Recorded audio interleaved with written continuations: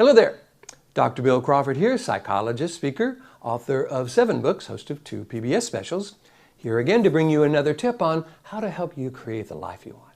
Specifically, how to use my life from the top of the mind philosophy to bring more clarity, confidence, creativity to everything you do. Today I want to look at the subject of negative thoughts. And there's a quote that I'm sending out to those 6,000 people on my quote list. By the way, if you would like to receive one of my favorite quotes along with a short video each week, all you got to do is go to my website and hit the subscribe button. Website is billcrawfordphd.com, or just Google Bill Crawford PhD. I'll come up on the first page.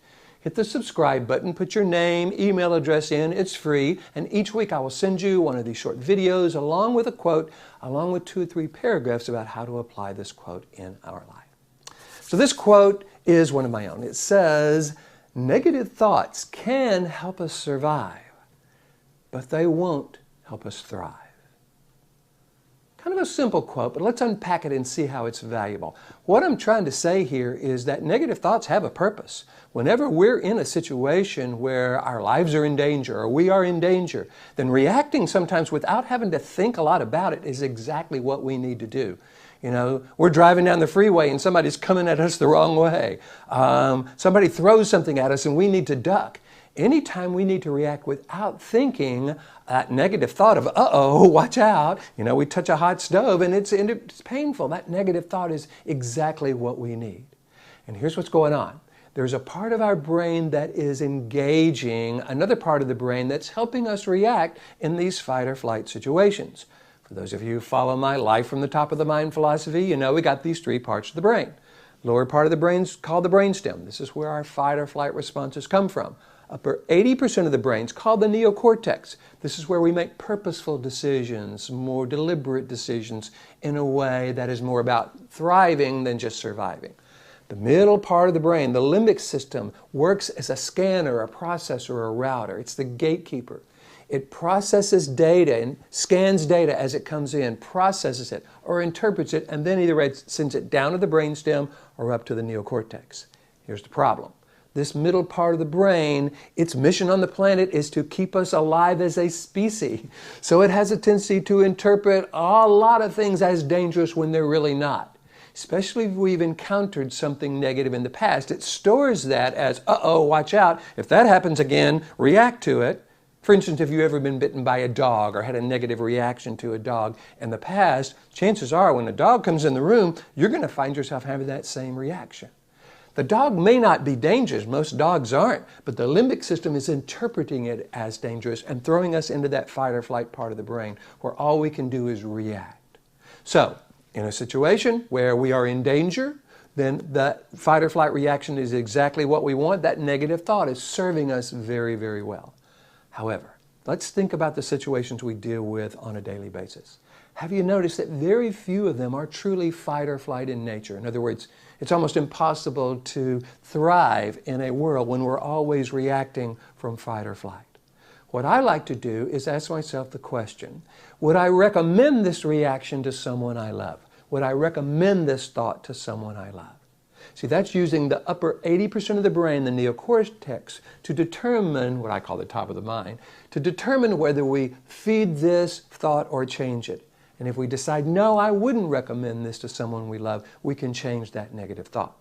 However, here's what we want to be careful of. We don't want to be using negative thoughts to deal with negative thoughts. Oh man, I got to stop being so worried. I got to stop being so stressed. I got to stop being so reactive. I got to stop being so frightened, man. I'll never be happy. I'll never succeed. No one will ever want to be with me. I'll become a bag lady. Someone will steal my bag and I'll die. It'll be terrible. In other words, we don't want to use worry to deal with worry or anxiety to deal with anxiety. We want to recognize that there is a part of our brain that is trying to keep us safe. We can thank that part of the brain for trying to keep us safe and saying, you know, and in this particular situation, it's not a fight or flight situation, so I'm going to change that in a way that I would recommend to someone I love. Instead of being worried or frightened, I want to be able to respond like this. Now, there is a difference, in my opinion, between awareness and worry. Awareness looks at a situation from a big perspective, an overreaching perspective, in a way that looks at it more complete, holistic perspective, and is able to make a determination of how do I want to respond in this way. How do I want to define myself in this situation? How do I want to deal with life in this situation? What would I recommend to someone I love? So I'm a big fan of awareness versus worry, unless it's a fight or flight situation. So if we're willing to kind of see our negative thoughts as this middle part of the brain trying to keep us safe in the situation that it is determining as dangerous when it really isn't, then we can begin to have more influence over our state of mind, our peace of mind. The quality of our thoughts, the quality of our decisions become more within our control, more within our realm of influence.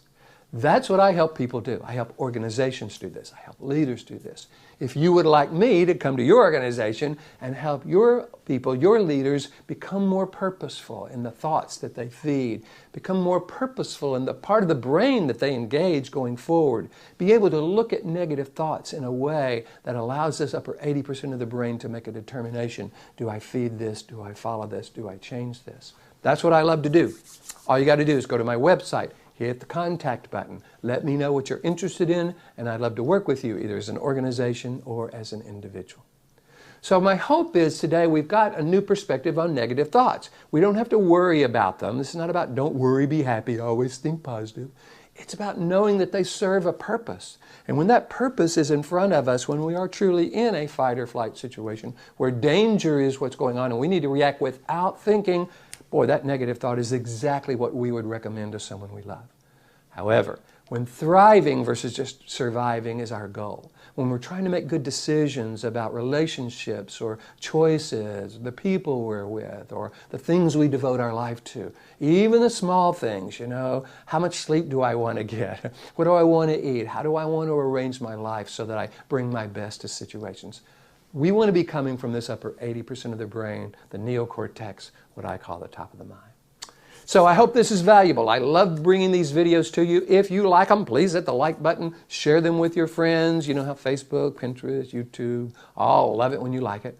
And if you have a question or a comment, feel free to post it below. I try to read all of yours. If you send me something and I don't get to it, just send it to me again or email me, billcphd.com, and I'd love to respond that way as well. In the meantime, here's to you, bringing more clarity, confidence, creativity to everything you do. And I look forward to seeing you in the next video.